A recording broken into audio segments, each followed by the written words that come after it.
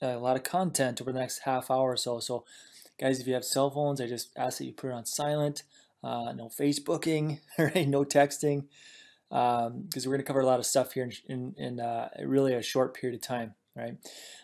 Here's what we're going to cover. Okay, we're going to cover some stats here early on. What is going on in the U.S. in terms of people's health? We spend more and more money every single year in healthcare, yet we get sicker and sicker. Okay, when you look at all the industrialized countries, we're one of the sickest. And so we're going to look at some stats.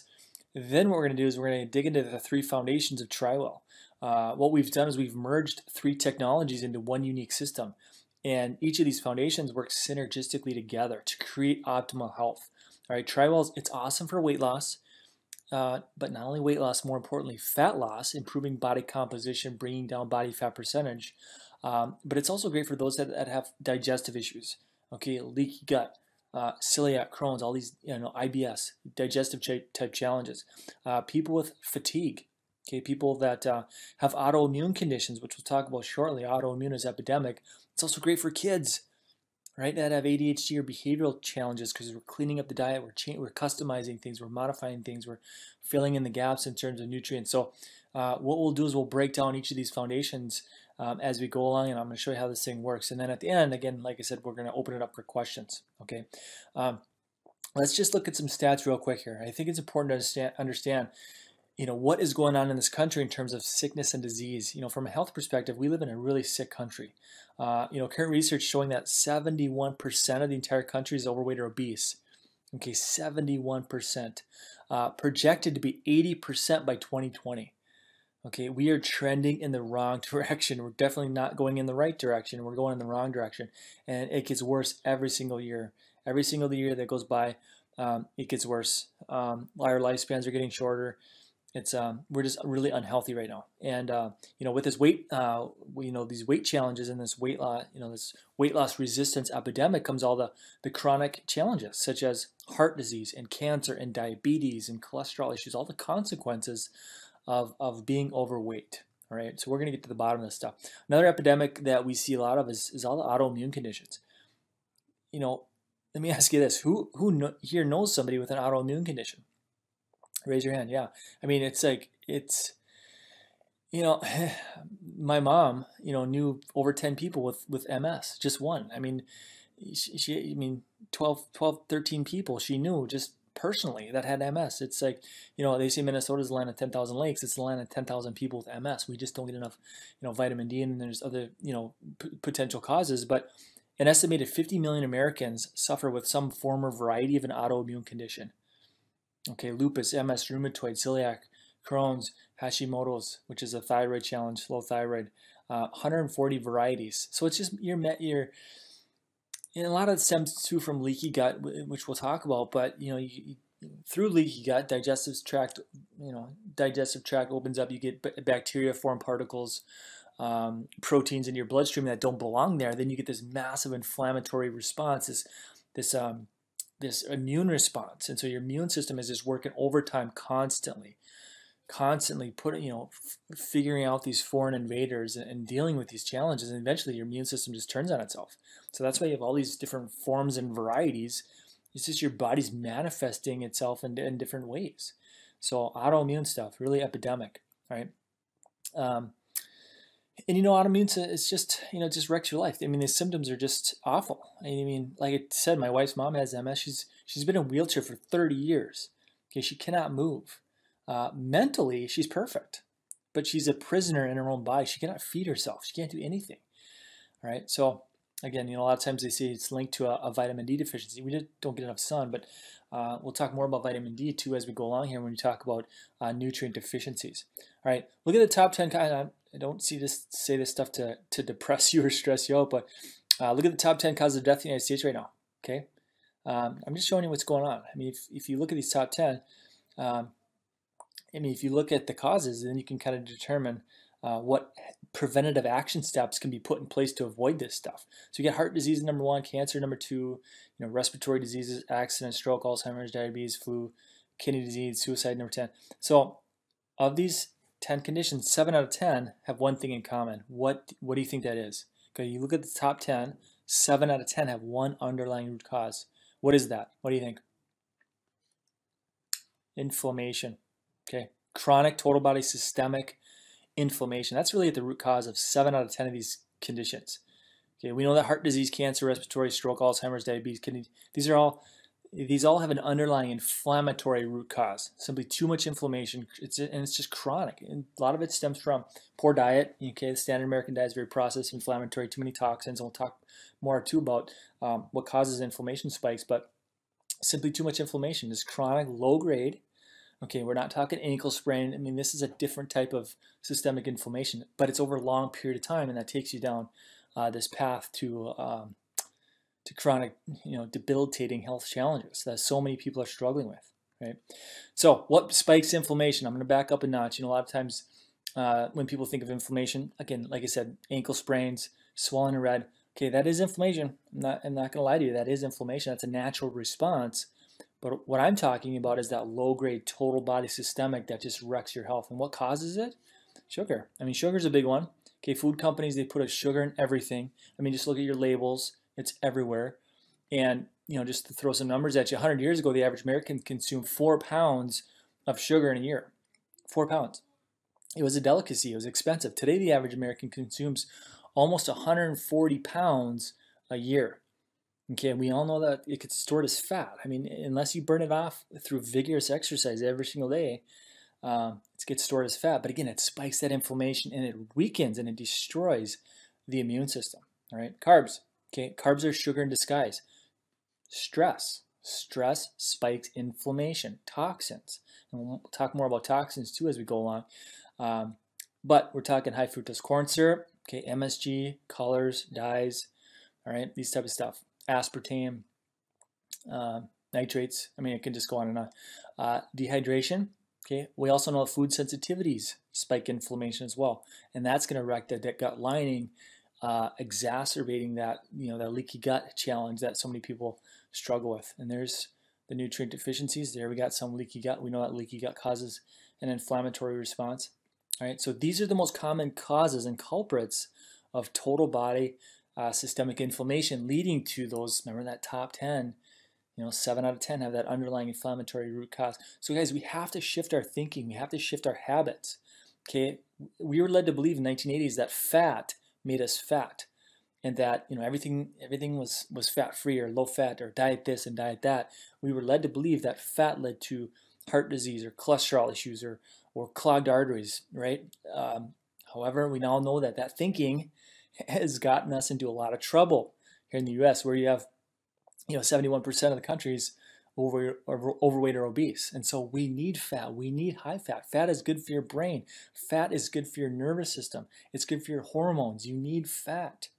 Okay, what we don't need is all this sugar and all the carbohydrates and things that turn into sugar, because remember, that's all just inflammation. And that's leading to the chronic health challenges that people struggle with. All right. The other thing to keep in mind is that when you're walking through the mall and 3 out of every 4 people are overweight or obese, over time you start to think that that's normal. Okay, that it's okay to be overweight or obese because everybody else is. Okay, here's the thing: it's not normal. Common, yes, very common, but not normal. Okay, you got to understand the difference here. And so as we dig into the system called Thyroid, I'm going to encourage you to keep an open mind, be open to the science and the research and the ideas and the procedures that I'm going to share with you. All right. Now let's start with foundation number 1 of Thyroid, which is food testing. Okay, food sensitivity or tolerance testing. In our clinic, we have a saying that we don't guess, we test. Okay, you see, everybody reacts to foods differently. Some people react to eggs. Some people react to dairy. Some people, believe it or not, react to certain fruits and vegetables. I mean, you've heard the saying, one man's food is another man's poison. So true. Okay, my wife reacted to chicken, of all things. She had about 20 pounds that she just could not get rid of after our second child. And so we food tested. Huge spike to chicken, among a couple other things, almonds, a few other things. But she got rid of that chicken. She lost 20 pounds in 4 weeks. Okay, just by making that one simple change. All right, we test roughly 100 foods. It's all charted out, graphed out, mild, moderate, severe. And if we see a big spike into the avoid section, we tell patients to get rid of that food for at least 6 months. All right, and if we see a moderate spike, 3 months. And the low reactive foods, those are fine. All right, so what we do is we give patients a structured plan of attack moving forward. We give you a master food list to choose from, and it's customized. It's modified based on what your blood work shows. It is a blood test. It's a very simple test. It's a finger prick, very easy to do. It's very similar to diabetic checking blood sugar. It takes about 3 minutes, but we send it off to the lab, results back in about 12 to 14 days. And then when we get the results back, then we're going to tell you what foods you should not be eating. Does that make sense? Now, why test? I mean, there's 3 big reasons why we food test our patients. One is to improve digestive function and improve, digestive health, right? So that's kind of step 1, is to kind of give the digestive system a break. And number 2, it gives the immune system a break. I mean, when we test, we're actually testing your immune system. We're testing the IgG portion of the immune system, which is that delayed immune response to foods. It's the 10 to 12 hours, sometimes up to 72 hours later. It's that response. Okay, so in other words, a person might have green beans, and 3 days later they have a migraine headache, and they have no idea why. Right? So that time frame is just too much to do any sort of elimination diet, and that's why we test. Right? Remember all the how epidemic all the autoimmune conditions are. So the lupus, the MS rheumatoid, celiac, Crohn's, thyroid. When we test, we're looking at your immune system. We're determining exactly how your immune system is reacting to foods. So this is potentially preventing you from going down the autoimmune road. Does that make sense? Because we're getting rid of the foods that your immune system does not like. So we're giving your immune system a break. And it's such a failed, autoimmune is such a failed set of symptoms and conditions within the medical community, because they really don't know how to treat it. They don't know how to boost and fix boost the immune system and take out the immune system culprits. So it's really poorly managed within the medical community. I believe that food testing really should be the first and foremost test. If you have any form or sign or symptom of anything autoimmune related, you have to food test and get rid of the foods that your immune system does not like, and you have to fix the gut. Most of your immune system is in your gut, and that has to be fixed. If you have leaky gut, which we test for, okay, we have to fix that first and foremost, and then give your immune system a rest. All right, hope that makes sense. All right. Number 3, it reduces inflammation. Okay, we've already talked about that, but the research is pretty clear that sensitivities and intolerances spike that inflammation. So again, removing harmful foods, that's going to bring down that inflammation, give that digestive system a break, allow the gut to heal up. All right. By the way, it's very hard to lose weight when a person is inflamed. Okay, and this is what drives me nuts about one size fits all cookie cutter approach to weight loss, where everybody gets the same food list, everybody takes a shake and this and that. Guys, everybody's different. Okay, we are all unique individuals. We all react to foods differently. Okay, this is why we food test, and this is why we get such great results, because we don't guess, we test. Make sense? All right, foundation number 2 of TriWell is nutrient deficiency testing. This is a big piece of the puzzle, and it's a big piece of really helping sick people get well. I mean, do you think your medical doctor is testing for vitamin and nutrient deficiencies? No way. There's no way they are, because there's no money there. I mean, their job is to cover up some. You have come in with ABC symptom. Here's ABC drug to cover up that symptom. So it's just a flawed system. But a lot of vitamin deficiencies that are very common, and a lot of them have a major health consequence if it doesn't get fixed. Guys, remember vitamin D. Vitamin D is essentially a pro-hormone. You need it if you want your hormones to work right. It's also very anti-inflammatory. So it's very important that we test your vitamin D levels and basically your nutrient status in general to see where you're at. All the B vitamins, we test all the B vitamins. But let me ask you a question. What destroys B vitamins? Does anybody know what destroys B vitamins? Stress. Yes, stress. Right? The more stress you have in your life, the more this depletes your B vitamin status. Right? There's a ton of B vitamins. So rather than putting you on, because we got B1, 2, 3, 5, 7, 9, 12. Instead of putting you on a B complex, what we do is we test each vitamin individually. So we know exactly the specific B vitamin that you're deficient in. Okay, and I tell patients the most expensive vitamin is the one you don't need. So again, this is why we test. It's also the most expensive one is the one that doesn't work. Right? Not only the one you don't need, but the one that doesn't work. So if you're getting these at Walmart and grocery store and Walgreens. No, these are full of fillers and they're not going to push the needle in the right direction. If we're going to fix a nutrient, we need to put you on high-end supplementation. That's actually, when you look at the label, that's what's in it is what's in it. And so the facilities we use are highly regulated by the FDA and under really strict protocols and guidelines and whatnot. So again, this is why we test. We look at all the essential fatty acids, all sorts of amino acids. In total, we're testing about 34 different vitamins and nutrients, again, done through a quick finger prick. So there you got the vitamin D, there you got the B vitamins, you can see there B1, and then down the bottom there we're looking at essential fatty acids to see, hey, do we need to be on a fish oil or do we not? Okay. Now, if we find that levels are within a normal range, does it mean you should not take one? Not necessarily. It still has health benefits. My levels are within normal range. I still take fish oil. But I'm just saying that if we find something that's deficient, we're going to put you on a higher dose, maybe 2.5 to 3 grams a day versus something a little bit less. All right. Foundation number 3 is toxicities. All right, we have to address toxicities at the cell level, not just a colon cleanse, not just a juice cleanse. We're talking detoxing and deflaming the tissues at the cell level. All right, and so when I say toxins, what do you guys think of? I mean, obviously I'm showing you a bunch of stuff, but when I say toxins, I mean this is what we're looking at. I mean high fructose corn syrup and preservatives, nitrates, MSG, artificial sweeteners, trans fats, GMO stuff, corn and soy being the most popular, colors, dyes, heavy metals. I mean, heavy metals are very common. Who can give me an example of a heavy metal toxin? Right? You can see right here, lead, mercury, aluminum. Aluminum's in deodorant. We know that stuff. But guys, when it comes to lead, where do you think most people would become lead toxic from? Where do you think? I mean, most people think paint. However, they don't make paint anymore. They don't make lead paint anymore. But lead toxicity actually goes 4 generations deep. So, you may be young enough to have avoided the lead paint exposure directly, but what if your parents or grandparents were exposed, right?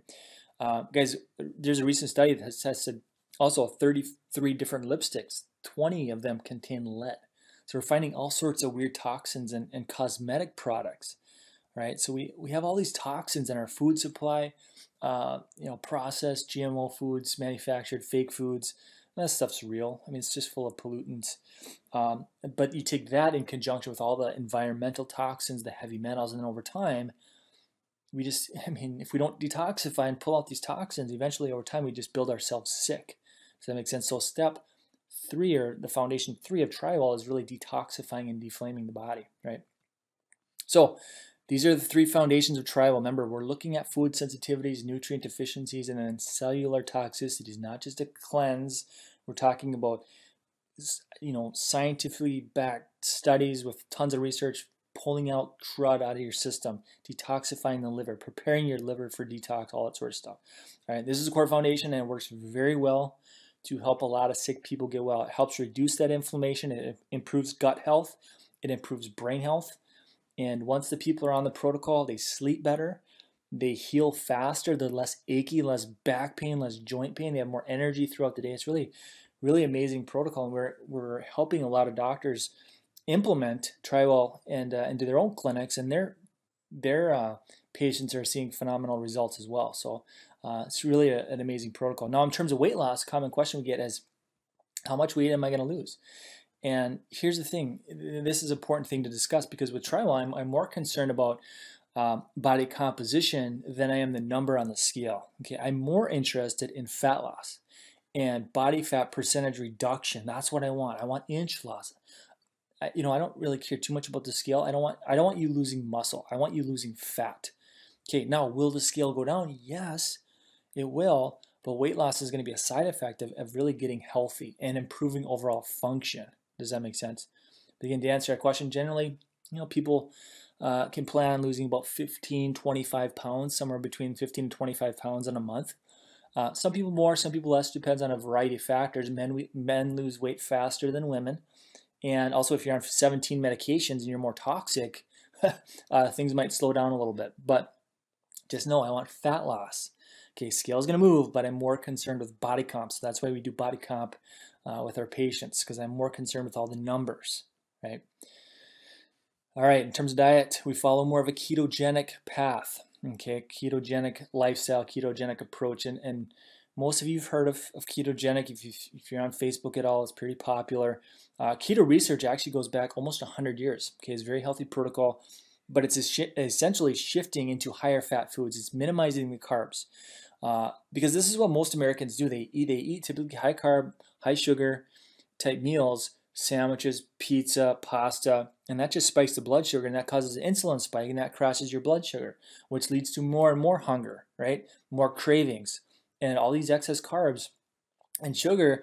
If you don't burn that off through vigorous exercise, that stuff gets stored as fat. Where? Tummy, hips, thighs, triceps, face. Okay, tummy, hips, thighs, triceps, face. That's where your body abnormally stores the fat. Excuse me. And so what we do, excuse me. And so what we do is we shift your body into a state of ketosis, which is, following a higher fat, kind of moderate protein and then low carbs, basically keeping carbs to a minimum. It's just a much healthier way to live. Higher fat foods, avocados, coconut, grass-fed butter, nuts and seeds, meats. But we modify it, we customize it, because not everybody should be consuming eggs. Not everybody should be consuming dairy. All right, we test this because, I pulled this I did an in-office experiment not too long ago. I've tested thousands of people over the past 10 years, and I wanted to see what percentage of the people reacted to dairy and what percentage reacted to eggs, because it's common. I see it all the time. So I pulled my last 200 reports. I wanted to see what percentage. So of the 200, 73% of my patients reacted to dairy. So that's almost 3 out of every 4 people should not be having cheese and yogurt and milk and all this stuff. 73%. Eggs, 51%. Okay, that's more than half of the people that a lot of people consume a lot of eggs, but 1 out of every 2 of them should not be eating that, because you're doing more harm than good, right? You're spiking that inflammation, you're harming the immune system, you're harming the digestive system. Okay, we don't want that, and so that's why we modify, that's why we customize. All right, so just to recap, who could benefit through TriWell and this TriWell system? Weight loss, okay, fat loss, or weight loss resistance, right? Also, people that, in terms of weight loss, people that have a hard time not only losing weight, but they have a hard time keeping it off long term. Okay, chances are, again, they're eating the wrong foods and eating foods that are spiking that inflammation. All right, low energy and fatigue. We also have digestive challenges, IBS, leaky gut, celiac, Crohn's, all the digestive challenges. Thyroid and other hormonal challenges. ADHD, kids, behavioral challenges. We see a ton of kids in our office. When we shift kids to a higher fat diet that doesn't have all the carbs and the sugar and the colors and all the junk and then all the toxins, in conjunction with removing intolerances and food sensitivities, and then also filling in the gaps with nutrient deficiencies, oh my gosh, amazing things happen with these kids, all right? Because they're super resilient. They fix fast, right? Skin issues, psoriasis, acne, eczema, this kind of stuff. Autoimmune conditions, right? Common. Cholesterol issues. Cholesterol is typically just a buffering response because there's too much inflammation. Chronic pain, chronic inflammation. Okay, these people need to be tested, and they do really well in the TriWell protocol. Diabetes. Okay, we didn't touch on diabetes too much, but these people, again, they're spiking the blood sugar with too much carbs, too much sugar, and they go through this yo-yo effect over the course of a lifetime. Eventually, your pancreas shuts down, and you got this type 2 thing, which is epidemic. Okay, right now, 1 out of every 3 Americans is pre-diabetic, so you got about 30 million Americans are struggling through pre-diabetes, so epidemic, right? So these are the most common conditions we see. Are there more? Yes, totally, but these are the people that need to come through the TriWell system. These are the people that need to detoxify and deflame. That makes sense? So by now you're probably thinking, okay, what's the next step? How do I get started? Very simple. Set up a one-on-one consultation. Okay, we're going to sit down. We're going to do a thorough health history. We're going to go over your goals, right? We're going to do a history, go over your goals, and make sure this program makes sense for your current health situation. Not everybody qualifies and we don't accept everybody. Okay, so we need to determine if that you're a case that we can accept. Right? Let me just give you a quick example. If on a scale of 1 to 10, 10 being the most interested, if you're at a 7, it's not good enough, right? Because you're not ready to commit, and you're not ready to make the necessary changes that it takes to be successful. Okay, and one of the main reasons why we have such a high success rate is that we only accept 10s. Maybe a 9 here and there, but we only accept 10s. So you must be willing to make the changes and take the action that's going to take to make these these lifestyle changes. Okay, make the changes in your shopping habits. Okay, prepare your food differently, changing up your eating habits and your snacks. That makes sense. And so during this first visit, we'll also do a body composition analysis. We're going to look at some biomarkers, and we're going to develop a good plan of attack moving forward. Right? And during the program, typically we see patients, sometimes weekly follow-up, sometimes every couple weeks, to monitor body comp. I'm just kind of using weight loss as an example here. Sometimes if it's ADHD kids, we don't need to see them so often.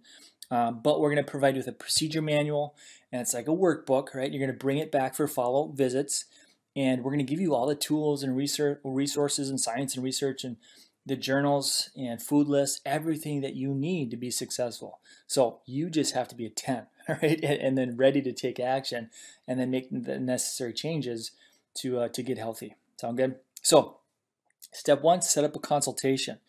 And then we go over the details and make sure if it's a good fit. And also during the consult, we'll go over the financial aspect, okay? And probably wondering how much is all this going to cost, right? Well, is it even worth my time coming in, or if it's beyond my budget? Let me just say this. If you're 10, we're going to work with you to make this thing happen, okay? Trust me, you're going to be eating less anyway, so you're going to be saving money there. But do know that